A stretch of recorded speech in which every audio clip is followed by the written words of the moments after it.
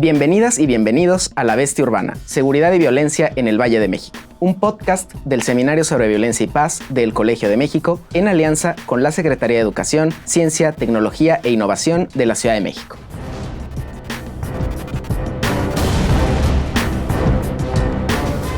Bienvenidas, bienvenidos, yo soy Rodrigo Peña y esto es La Bestia Urbana, un podcast del Seminario sobre Violencia y Paz del Colegio de México con el apoyo de la Secretaría de Educación, Ciencia, Tecnología e Innovación de la Ciudad de México.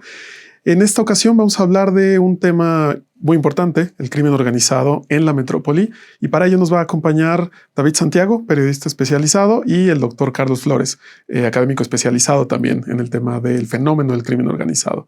Pero antes de comenzar vamos a ver una nota introductoria que ha preparado el equipo y volvemos con la conversación. En los últimos años, las organizaciones criminales de la zona metropolitana del Valle de México se han hecho presentes. De la Unión Tepito y la anteunión al cártel de Tláhuac, Lenin Canchola o Pancho Bolas. Venta de drogas, rafallados, levantones y extorsión a comercios son tan solo algunos de los crímenes que forman parte del rastro que dejan a su paso estos grupos delictivos. A finales de junio del 2020, se llevó a cabo un aparatoso atentado contra Omar García Harfuch, el secretario de Seguridad Ciudadana del gobierno local, quien logró escapar con vida. El hecho fue adjudicado al cártel Jalisco Nueva Generación. Estamos ante una etapa extraordinaria o la nueva cotidianidad chilanga se caracteriza por la narcoviolencia. Bienvenidos, muchas gracias Carlos, muchas gracias David. Pues te propongo, David, comenzar con nuestro punto de partida, que es el contraste entre los discursos que hay acerca del crimen organizado en la Ciudad de México entre la administración anterior y la administración actual. ¿Cuál es la diferencia entre cómo se ha manejado discursivamente el tema del crimen organizado? ¿Cuáles son las similitudes? ¿Cómo se ha cambiado esta narrativa? Rodrigo, muchas gracias por invitarnos a este seminario y pues muchas gracias a todos por escuchar este podcast. Y bueno, la respuesta es sí hay una diferencia entre la administración anterior y la actual. Y esto tiene que ver con que en 2000, en la pasada administración con Miguel Ángel Mancera, él, durante muchas conferencias de prensa, entrevistas y varias personas que le preguntamos precisamente qué pasaba en la Ciudad de México en materia de crimen organizado, él todo el tiempo negó que hubiera crimen organizado en la ciudad. Para él, en ese momento, había solamente grupos de narcomenudistas, solamente había algunos grupos que pues estaban por ahí dispersos y que generaban violencia. Nunca aceptó que hubiera crimen organizado. ¿Y cuál fue el punto toral de la pasada administración? Fue en 2017, cuando entró la Marina aquí a la Ciudad de México, hizo un operativo en Tláhuac para desarticular una banda que se autodenominaba Cártel de Tláhuac. Entonces, llegó la Marina con un operativo bien planeado, bien ejecutado, sin la ayuda de la Secretaría de Seguridad Ciudadana y sin la Fiscalía. Ya después se supo que el cártel de Tláhuac tenía a decenas de elementos policíacos, a decenas de funcionarios de la Ciudad de México cooptados. Entonces, por eso es que entró la Marina e hizo este operativo. A partir de ese momento empezaron a generarse distintos hechos de violencia que fueron fortaleciendo poco a poco estos grupos que hoy en esta administración, en la administración de Claudia Sheinbaum, se pueden apreciar. Estamos hablando de la Unión, el Grupo Antiunión, y también ya llegó el cártel Jalisco Nueva Generación, cártel de Sinaloa, los Chapitos, están diferentes grupos del crimen organizado. Jesús Horta, el secretario de Seguridad Ciudadana, ya con la administración de Claudia Sheinbaum, él tímidamente decía que sí existía algún grupo organizado. Ya fue cuando entró Omar García Harfuch, cuando ya definitivamente él dijo sí hay crimen organizado en la Ciudad de México, aunque bueno, él también sí aclaró que en estos últimos años la Ciudad de México ha sido un punto de paso de droga. No es que estén aquí establecidos precisamente los grandes cárteles, porque bueno, los cárteles de droga finalmente necesitan un poder importante en cuestión de armas, en cuestión de recursos económicos, cosa que aquí en la Ciudad de México aún no logran concretarse. Y sin embargo, Carlos, en estos últimos 10, 15 años, el fenómeno del crimen organizado se ha hecho mucho más complejo, mucho más sofisticado en algunas dimensiones. ¿Qué ha cambiado en estos últimos 10, 15 años respecto al fenómeno del crimen organizado y cómo ha impactado esto en la metrópoli, en la Ciudad de México? Cómo no, Rodrigo. Primero que nada, pues muchas gracias. Me da mucho gusto estar contigo y con tu auditorio, estar aquí con David. Pues mira, lo que pasa es que tenemos una categoría que, si tú la ves desde el punto de vista jurídico, delincuencia organizada, que es como se llama en la legislación mexicana, son 3 o más personas organizadas para cometer de manera continua una actividad delictiva considerada grave.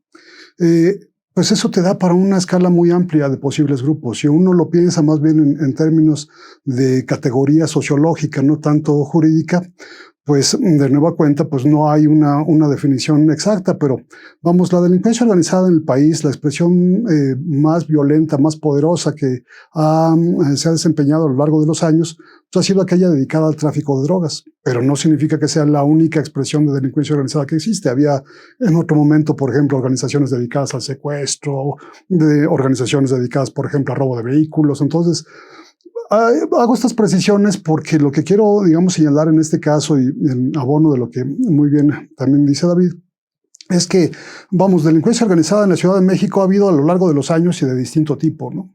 Entonces, si por delincuencia organizada lo que estamos entendiendo es eso, ha habido a lo largo de los años. Sin embargo, aquellas expresiones, por ejemplo, específicamente del tráfico de drogas, también han estado presentes, pero no necesariamente en una dimensión operativa. ¿Qué quiero decir con una dimensión operativa? Que, vamos, no es que necesariamente hubiera en demasiados años atrás una intención, por ejemplo, de posicionar un mercado fuerte de drogas en México. Esto se empieza a ver probablemente hacia finales de los años 90, donde efectivamente ya hay, digamos, una mayor presencia de estas organizaciones, algunas sí ligadas a cuestiones de venta al menudeo. Hay que decir que los grupos dedicados a la venta al menudeo son más locales, y otras tantas que han utilizado la Ciudad de México como puntos de internamiento de droga, porque hay que recordar que en la forma que está organizado el país, pues la mayor parte de la infraestructura de comunicaciones converge en la Ciudad de México. Entonces siempre ha habido también puntos relevantes para justamente internar la droga, ¿no? Pensemos en algún momento, por ejemplo, la infraestructura que representan instalaciones como la central de abastos, como la que representa el propio aeropuerto capitalino, ¿no? Han sido de años atrás utilizadas. Sin embargo, también, digamos, esas organizaciones tradicionalmente intentaban mantener en México, en la Ciudad de México me refiero, un perfil comparativamente más bajo. Comparativamente más bajo porque también, pues al ser la cuna del poder federal y también de una mayor fuerza policial, pues evidentemente no trataban de atraer la atención como ha ocurrido en otro tipo de lugares. Generalmente la delincuencia organizada no es que trate de suyo atraer la atención, pero el tipo de operaciones, la forma en que interactúan, pues en algunos lugares es más visible que en otros. Aquí lo utilizaban mucho también como una especie de refugio, es decir, venían aquí a buscar cierto anonimato en una urbe particularmente masiva, donde era pues, difícil, digamos, detectarlo, sobre todo si se establecen junto con sus familias en áreas de menor visibilidad, por ejemplo, pues en colonias afluentes, donde hay más control de quién entra y quién sale, de las calles cerradas, ese tipo de cosas, ¿no? Ahora, ¿qué es lo que ha cambiado también? Lo que ha cambiado también es que en función de las distintas confrontaciones que tienen estos grupos delictivos, lo que tú también puedes apreciar es que en la medida que han ido sustituyéndose liderazgos y que estos son cada vez más efímeros, sí han crecido grupos que tienden una propensión mayor a un ejercicio de violencia, mientras que probablemente otros en el pasado, sin decir que eran buenos, sin sacralizarlos, por supuesto, pero sí eran un poco más transaccionales. Y entonces, pues sí, efectivamente ha habido acciones, por ejemplo, de violencia significativa, el propio atentado hacia el actual secretario de Seguridad Pública de la ciudad, algunas ejecuciones, ¿no? Pero hoy por hoy, pues si comparas, por ejemplo, con el resto del país, pues hay una violencia que está presente, por supuesto, no podemos decir que no lo esté, pero que ha estado comparativamente más acotada. ¿Por qué ha estado más acotada? Porque en una parte también yo veo más coordinación, por ejemplo, entre instituciones de seguridad del gobierno local, de las que tenemos en otros casos, en otras administraciones entre el gobierno federal, hay inclusive instituciones peleadas entre sí. En este caso, afortunadamente, no lo ha habido. Y también hay una cantidad de fuerza, digamos, de fuerza humana, de recursos humanos dedicados a seguridad pública, que suman, pues, digamos, funcionarios federales, policías capitalinas. Entonces, pues eso hace un poco más difícil, digamos, un tipo de operación como la que hemos visto en otros estados, ¿no? En otras entidades federativas. Y justamente hablando de violencia asociada al crimen organizado y de los episodios que han ido ocurriendo, los cambios que se han ido suscitando, se recuerda a la ciudad como este oasis de paz en la época de la guerra contra las drogas. Sin embargo, eso ha ido cambiando. ¿Cómo hacemos este recorrido, David, de los episodios de violencia vinculada al crimen organizado que nos permiten colocarnos donde estamos hoy? Ya Carlos nos decía uno, pero ¿cómo recorreríamos estos episodios? Pues fíjate que ya hablaba al principio de esa intervención de este declive del cártel de Tláhuac. A partir del declive del cártel de Tláhuac empezaron diversos grupos a fragmentarse, ¿no? Y tratar de ganar territorios en diferentes. Se dividían las alcaldías, por decir el caso del cártel de Tláhuac, tenía una alianza con el cártel de los Beltrán Leiva. Entonces, por un dominio que tenía el cártel de Tláhuac en Iztapalapa, en Tláhuac mismo, en Xochimilco, en Tlalpan, pues bueno, era un sitio muy estratégico para los cárteles, los Beltrán Leiva, porque el cártel de Tláhuac dominaba el sur y era colindante con Morelos, donde ellos también dominaban. Entonces, a partir de ahí empezaron diferentes grupos, cuando comienza el declive del cártel de Tláhuac, a tomar posesión de estas, estamos hablando de los Maceros, estamos hablando de los Rodolfos, que también dominaban en Xochimilco, y poco a poco fueron creciendo. Tepito, en la Unión Tepito, tuvo también un auge bastante importante a partir del declive del cártel de Tláhuac. Recuerdo todavía que fue en 2018 precisamente, a principios de 2018, cuando aparecieron unos cuerpos desmembrados en el puente de Insurgentes ahí por Tlatelolco. Prácticamente no se veían ese tipo de escenas, o sea, aparecían algunos cuerpos, pero escondidos por ahí, ¿no? Pero no dejarlos ahí en una avenida tan importante, visible para todas las personas, con un mensaje que era el inicio de una guerra entre el cártel de la Unión y el Antiunión. Se estaban peleando la venta de droga en Garibaldi, en la Roma, en la Condesa, en puntos importantes de distribución de droga, que bueno, las autoridades lo sabían, pero no decían tal cual, ¿no? Después vino esta oleada de eventos que, o sea, también como bien lo comentaba Carlos, hay diferentes modalidades del crimen organizado. Para que ellos puedan subsistir, pues también se dedican al secuestro, se dedican a la venta a la venta de droga, pero también al robo de autopartes, a los asaltos, a transporte público. O sea, de otras formas también buscan tener recursos. Ocurrieron muchos eventos, pero cuando ya empezó a recrudecerse fue cuando por ahí de julio, de 2018, de 2019, perdón, hubo un ataque a ciudadanos israelíes en Plaza Arts, Pedregal.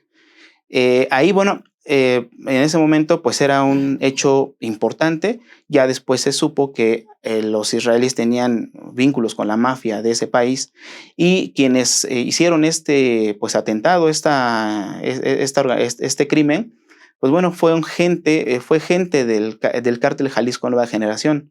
Ahí ya se veía cómo se estaba ingresando el cártel Jalisco Nueva Generación. ¿Y cómo ingresó el cártel Jalisco? Pues a través de municipios mexiquenses que colindan con la Ciudad de México. Estamos hablando de Tlalnepantla, estamos hablando de Naucalpan, de Catepec, y que poco a poco se fueron metiendo a través de Azcapotzalco, a través de Gustavo Madero, y así fueron llegando. Hablaba también Carlos de este tema del atentado directo contra el secretario de Seguridad Ciudadana.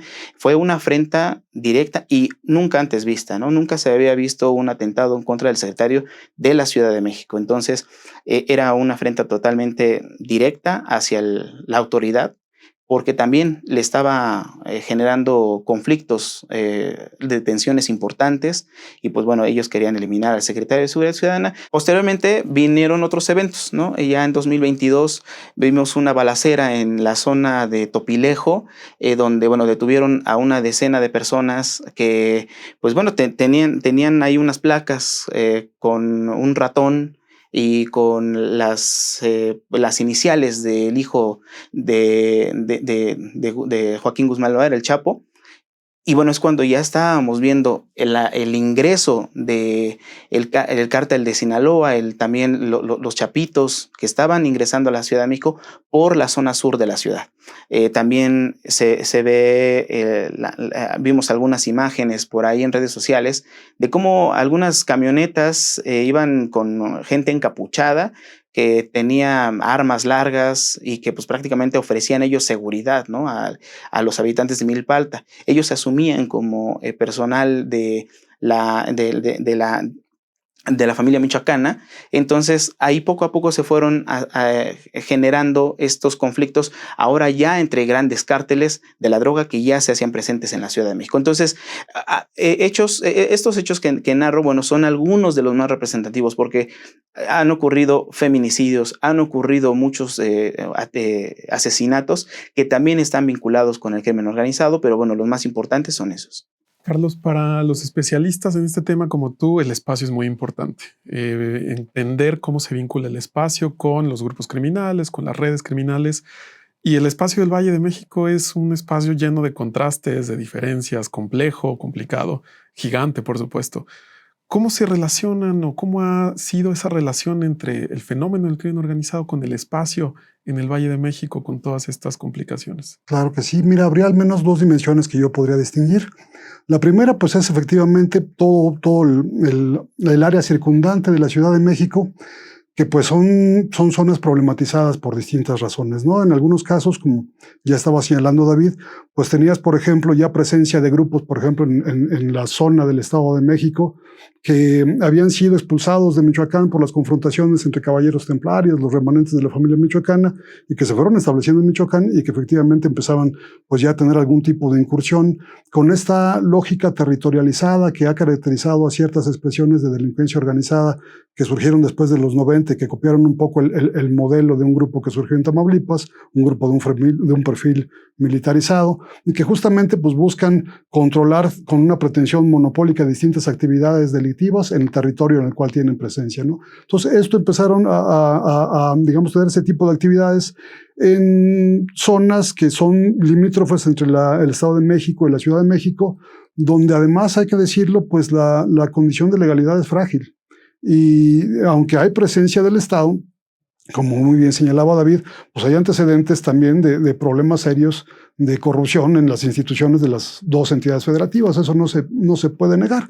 Entonces, esa es una dimensión. De la parte, digamos, del sur de Morelos, pues tenías justamente la parte que colinda, ¿no?, con Ciudad de México, que es la que colinda con Huitzilac, esta de Topilejo que bien comentaba David, en la cual pues es el corredor natural por el cual se traía droga que se cultiva, por ejemplo, opiáceos que se cultivan en la zona de Guerrero y que se trasladaban a Ciudad de México y de ahí se redistribuyen, no necesariamente para el consumo local, pero sí para ser trasladadas hacia el norte del país, y que entonces estos otros grupos, justamente para que el negocio de la droga siga siendo redituable, toda esa estructura que es más de dimensión operativa, que son de un perfil jerárquico menor, pues buscan también allegarse de otros recursos, teniendo otras actividades delictivas paralelas, ¿no?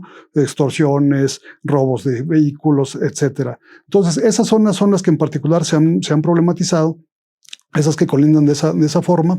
Por una parte, en un sentido de delincuencia organizada más de tipo operativa. Pero también hay que considerar que la delincuencia organizada no solamente es la operativa. Es decir, tenemos otros aspectos que vale la pena considerar que probablemente no son tan visiblemente disruptivos para la tranquilidad pública, porque no necesariamente andan con pistolas en la mano y con rifles de alto poder, pero que también puede, digamos, por lo menos hipotéticamente ser un factor de atención, como son las burbujas inmobiliarias que estamos teniendo. Es decir, hoy por hoy los sueldos promedio de la Ciudad de México no son tan altos como implicaría supuestamente un poder adquisitivo capaz de adquirir, valga la redundancia, los bienes inmuebles que tú ves en la oferta cotidiana en cualquier medio en el que se oferten este tipo de bienes, ¿no? Casas, departamentos. Entonces, ahí hay otro tipo de elemento de delincuencia organizada que sí se encuentra probablemente posicionándose con un riesgo de que se constituyan actividades fuertes de lavado de dinero en el país. Y ahí sí, digamos, sería un segmento de delincuencia organizada que, aunque no está necesariamente, digamos, armada y llevando a cabo acciones de violencia, pues está gradualmente apropiando de un territorio de la ciudad de manera intermedia a través, pues, de los bienes inmuebles que en ella se ofertan, ¿no? Es un elemento también de atención. Es otro tipo de delincuencia organizada que puede o no estar ligada con estas grandes organizaciones. No digo que forzosamente lo estén, probablemente sean expresiones diferentes, pero también es un fenómeno de delincuencia organizada a atender. Regresando un poco a la parte operativa. En zonas urbanas donde ha habido una gran tradición, por ejemplo, de compra y venta de mercancía irregular. ¿Qué quiero decir con irregular? No necesariamente legal. Por ejemplo, mucho tiempo se estuvo vendiendo mercancía que se introdujo como contrabando en áreas específicas de la Ciudad de México. Son personas que a lo largo de toda una trayectoria familiar pues han logrado establecer un conocimiento específico de cómo llevar a cabo esas actividades, cómo, digamos, establecer contactos con los funcionarios que les dan de alguna forma apoyo y que en su momento reconvirtieron ese contrabando cuando pues las leyes de libre comercio ya fueron favorables a ese libre intercambio, se modificaron ese contrabando para reconvertirlo en tráfico de drogas. Entonces, esas zonas también se han problematizado porque son reductos también que dentro de la ciudad han tenido como decía yo, una legalidad frágil, pero que también secularmente pues, han tenido relaciones de cierta complicidad con funcionarios que les han dado protección. Es decir, esto que señalaba David yo creo que es muy importante porque a final de cuentas, si comparamos una ciudad con una capacidad de fuerza policial como la que tiene la Ciudad de México y la perdurabilidad de organizaciones de esta naturaleza, la primera es cómo crecieron sin que te dieras cuenta y cómo se han mantenido al paso del tiempo. Yo creo que ha habido una gestión responsable, ha habido una gestión positiva, pero ciertamente pues ya estaban bastante penetradas en esas áreas, ¿no? Y justamente hablando de crecimiento del fenómeno, de los grupos, de las redes, justo hablar sobre estas redes criminales. Hemos visto en los últimos también 10, 15 años que las redes se han hecho más estrechas entre grupos de otras partes del país y grupos que normalmente o nuevamente han operado en la zona. ¿Cómo son estas redes, David? ¿Cómo se han construido? ¿Cómo han evolucionado? Podemos decir de fenómenos de redes criminales que involucran a la zona metropolitana y que se vinculan con el resto del país, quizás fuera del país. Rodrigo, considero que hay varias circunstancias que obligaron a los grupos criminales a realizar una alianza. O sea, las alianzas ahora ya no son solamente electorales, ahora también ya son entre los grupos criminales. ¿A qué me refiero con esto? Y estas circunstancias tienen que ver con un reforzamiento de la seguridad en la Ciudad de México, un combate directo a todos los grupos criminales por parte del secretario Omar García Harfuch, la entrada de la Guardia Nacional a las zonas limítrofes entre la Ciudad de México y el Estado de México.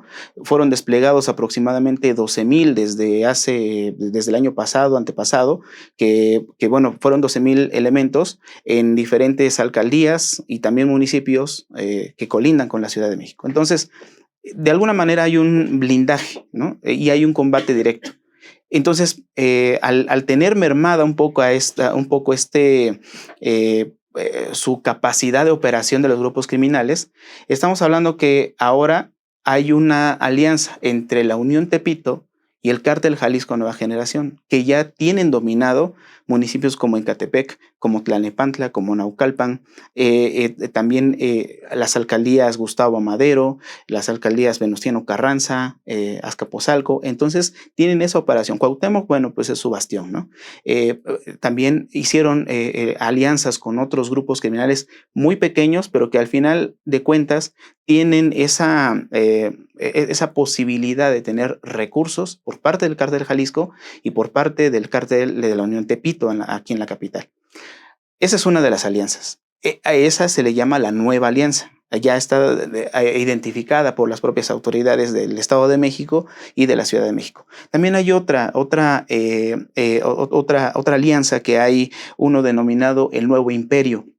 Este Nuevo Imperio es una escisión del Cártel de Sinaloa que posteriormente, bueno, como que se separó de esta organización criminal y se alió con el Cártel Jalisco Nueva Generación. Ahí ya tenemos 2 que están aliados con el Cártel Jalisco, y estos están más ahí operando en la zona de Nicolás Romero, Cuautitlán, parte de Naucalpan, parte del Valle de Toluca. Entonces, así poco a poco se fueron, se han estado aliando.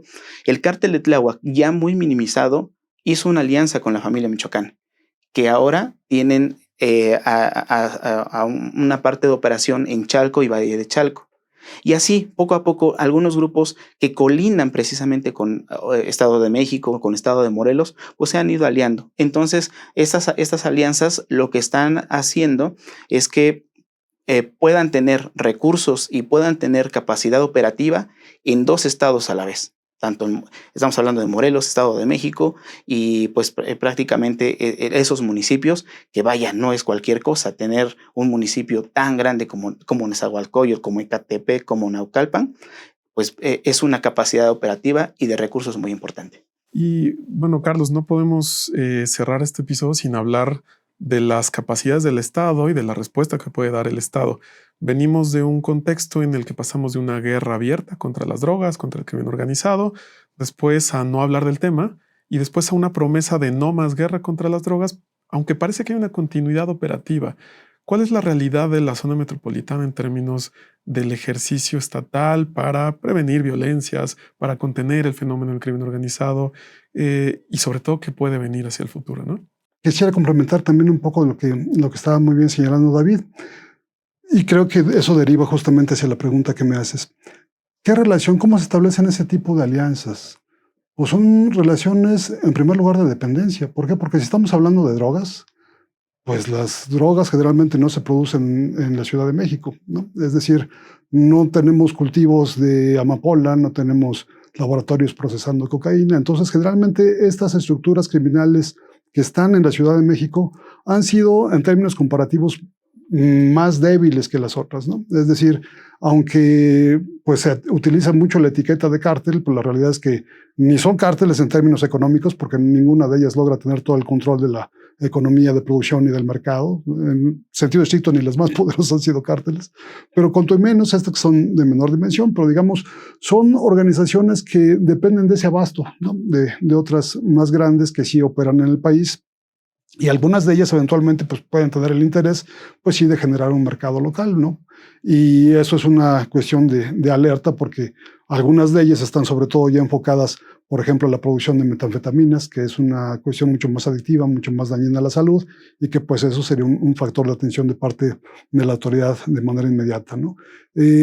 ¿Cuál ha sido, digamos, el contexto que tú bien señalabas? Pues es que es difícil si uno solamente se atiene a los discursos, ¿no? Por ejemplo, efectivamente tuvimos entre 2006 y 2012 un discurso de guerra frontal hacia las drogas y hacia las organizaciones delictivas, que sin embargo, pues de acuerdo con lo que vimos en los juicios en Estados Unidos del célebre ex titular de la Secretaría de Seguridad Pública Federal, pues era un combate sesgado. Era un combate sesgado porque al mismo tiempo que se protegía una organización, se golpeaba a otras, ¿no? Después, bueno, aparentemente pues vino decían una nueva narrativa en el gobierno que le siguió, en el gobierno federal, donde simplemente pues se asumía que dejar de hablar del problema parecía que fuera el equivalente a quitarlo de la visión pública, pero en realidad, digamos, pues no hubo mucha alteración respecto a los esquemas con los cuales pues se buscaba combatir esa delincuencia, ¿no? La estrategia de esta famosa Kingpin, que es ir no desarticulando redes criminales, sino deteniendo liderazgos, y eso pues, las lleva a un nivel de fragmentación que muchas veces las hace más impredecibles, igual de violentas, pero donde los incentivos de los nuevos líderes para consolidar su poder es justamente pues, ejercer violencia contra aquellos que le compiten. No son desarticular, digamos, redes criminales. En esa administración, pues hay que ver que a final de cuentas la Ciudad de México es parte de un engranaje que hace eco a alguna política federal, ¿no? Que es la que a final de cuentas guía en términos generales cómo se llevará a cabo este tipo de actividad que el Estado debe de aplicar en contra de la delincuencia.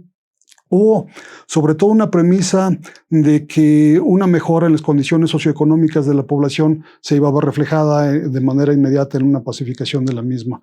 Desafortunadamente, lo advertimos, Por supuesto, no es porque estuviéramos ni boicoteando ni porque no quisiéramos que fuera así, sino porque simple y sencillamente pues, la cosa no es tan inmediata.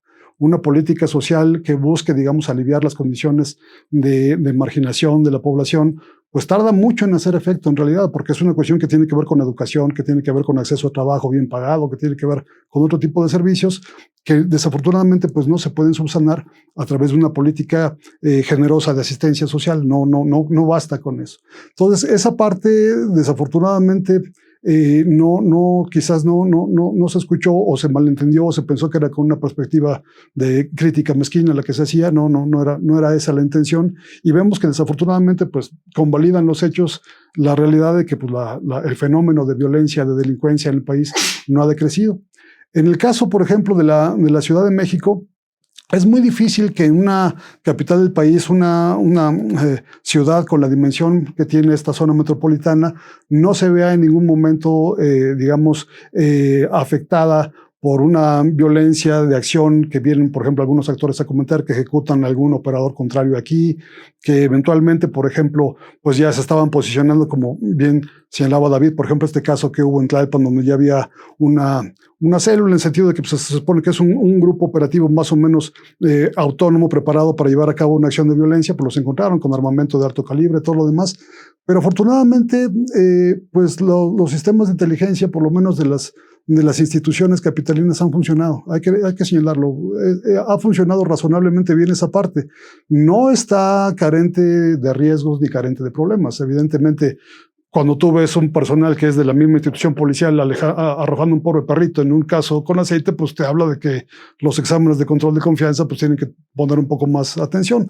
Pero son ciertamente casos aislados. Digamos, no se percibe una capital de la República en una situación equiparable a los años de Arturo Durazo, donde tienes una estructura criminal disfrazada de policía que está extorsionando de manera cotidiana al ciudadano. Eso no lo tienes ahorita. Entonces, ni tampoco tienes, digamos, un esquema con más interrogantes que respuestas como el de la administración capitalina previa, que uno dice, oye, pero tú eres procurador, ¿cómo te creció la Unión Tepito? ¿No la viste? ¿No la viste? ¿De veras nunca la viste? Serían interrogantes lógicos, ¿no? En este caso, eso no lo estoy viendo, pero sí creo que de alguna forma, sobre todo hay que pensar en una estrategia que, por supuesto, no es volver a una estrategia de puño duro, de puño de hierro, de grandes frases y mano militar. Realmente, pues yo soy yo soy partidario de una seguridad pública atendida por civiles, ¿no?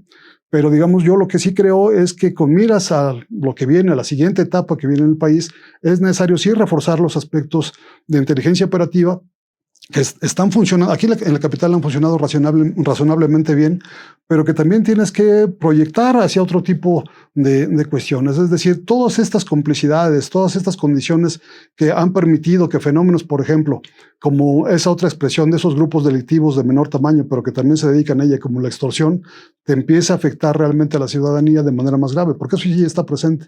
Y eso afecta a ciudadanos porque te pone en una situación de zozobra permanente, de que no puedes atender tu negocio en un país donde la mayor parte de la gente vive de lo que logra con su negocio, muchas veces en la informalidad o con negocios familiares. Pues eso te pone en una situación de mucho riesgo y de mucha presión. Entonces, eso no puede existir si no hay complicidad entre determinados mandos policiales, entre determinados policías, incluso a nivel patrulla, a nivel directamente operativo. Entonces, esos son puntos que se tienen que atender. Y si eso lo transfieres, digamos, ya hacia un ámbito federal, porque, bueno, a final de cuentas, también, aunque no está directamente concentrado en la gobernabilidad de la Ciudad de México, ni en su gobernanza, sino más en la dimensión del país, al ser la sede del poder federal, pues pensemos también en generar una estrategia de seguridad que, sin ser, digamos, violatoria de derechos humanos, sin buscar un retorno a los años donde les gustaba vestirse de uniforme a los que nunca lo habían tenido, pensemos ciertamente en cómo establecer, digamos, condiciones que eviten que esa erosión que estás teniendo en términos de gobernabilidad, en términos de convivencia civil, por maridajes no adecuados entre delincuencia organizada y actores de poder, siga existiendo. Eso es algo que sigue pendiente y que ojalá pues podamos resolver en conjunto.